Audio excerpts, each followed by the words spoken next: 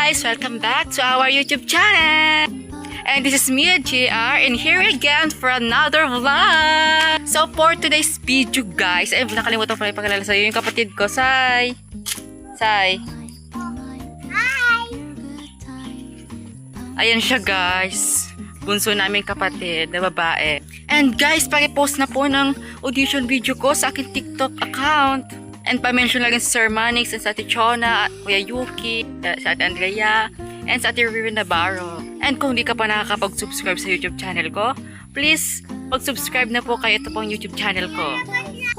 And sa social media accounts ni Sir Manix, pa-subscribe na po ng kanyang YouTube channel. Ito po.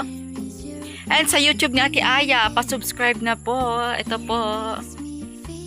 And Sir Manix, sana po mapansin nyo na po yung audition video ko sa TikTok account ko, nakapin po. And ito pong video ko, sana po mapansin nyo na po para po makapunta na po dyan sa Manix house. Pangarap ko po talaga matagal na, Sir Manix. And para makabanding ko po ang Manix fam, ang buong Manix fam po, ang buong pamilya. Sa mga followers ko dyan sa TikTok, pare-post na po ng aking audition video sa aking TikTok account, takapin po. Ito po, oh. And tingnan nyo yung bahay namin, oh, ang liit. Sobra, wala pa yung kuryente. Tignan nyo. Wala dyan kuryente. Pasensya nyo yung sinampayan.